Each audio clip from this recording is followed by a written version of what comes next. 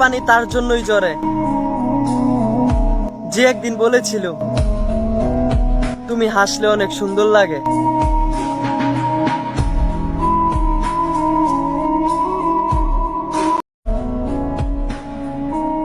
কষ্টগুলা তো আমার, থাকুক না আমার কাছে, লুকাবার জন্য তো সৃষ্টিকর্তা মুখে সুন্দর একটা হাসি দিছে।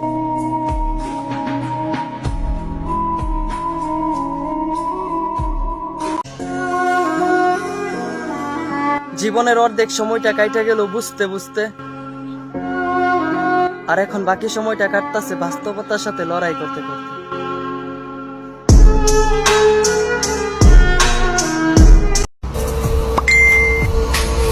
নারীর ছোঁয়া পেয়ে যে বন্ধুকে বলে যায়, এরা বেইমানের চেয়ে কম নয়।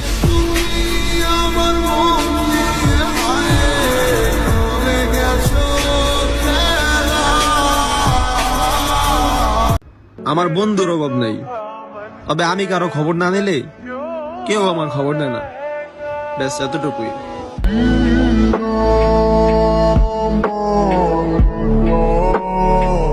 বুঝলি বন্ধু, জীবনে সফল হওয়াটা খুব জরুরি। কারণ সবসময় দেখলাম পরিবারের মানুষ থেকে শুরু করে আত্মীয় স্বজন, ভাই ব্রাদার সবার কাছেই সফল না হইলে কোনো দাম নাই।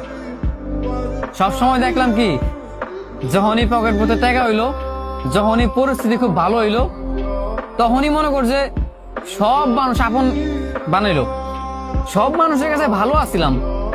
কিন্তু যেই দেখলাম পকেটটা শূন্য, প্রতিষ্ঠিত হইতে পারলাম না, নিজের এখনো সাকসেস দিতে পারলাম না, সব জায়গায় যখন ব্যর্থ দেখলাম, সেই মুহূর্তে দেখলাম যে পরিবারের মানুষ থেকে শুরু কইরা ভাই ব্রাদার বন্ধু বান্ধব সব মানুষই, সবার কাছে আমি পর। তোর যখন এই পরিস্থিতিতে মানে তুই পড়বি, যখন তুই দেখবি যে তোর ফ্যামিলির কাছে, তোর বন্ধু বান্ধব বলো, আত্মীয় স্বজন বলো, সবার কাছেই তুই পর হয়ে যাবি, মানে তুই যখন এটা দেখবি তখন বুঝবি এটার পেন কি জিনিস। আমার জীবনে এমন কেউ একজন আসুক যে আমাকে দুনিয়ার মোহ কাটিয়ে আখিরাতের জন্য প্রস্তুত করবে। এমন কেউ একজনই আসুক আমার জীবনে যে আমাকে নয়, আমার ভুলগুলোকে ঘৃণা করবে, যে আমার চেয়ে বেশি আমার রবকে ভালোবাসবে, যে আমাকে দুনিয়া সুখের জন্য নয়, আল্লাহর জন্য ভালোবেসে আমাকে চাইবে।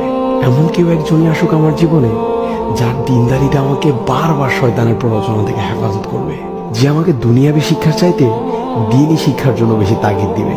এমন কেউ একজনই আসুক যে আমাকে দুনিয়া ও আখিরাত উভয়ের জন্য সঙ্গী হিসেবে পাশে চাইবে। আল্লাহ আমাদের সকলকে উত্তম জীবন সঙ্গী দান করুন, আমিন। কপালে থাকলে একদিন আমার সব স্বপ্নগুলো পূরণ হবে। আমার স্বপ্ন দেখা জিনিসগুলো তো আমার বাবার না, যে আমি চাইলেই ওখান থেকে একটা জিনিস আমার হবে।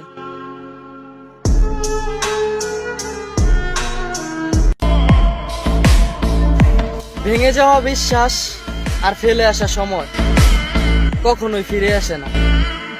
আমি তো পরিবর্তন হয়েছি, তুমি সাধনা করেও আর আমাকে পাবে না।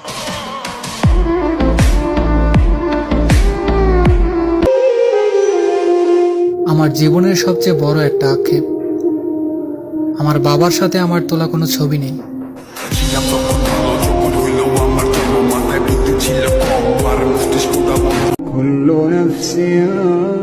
কতটা বোকা আপনি, দুনিয়াতে শান্তি না পেয়ে মরে যেতে চাচ্ছেন, কবরে শান্তি না পেলে কোথায় যাবেন?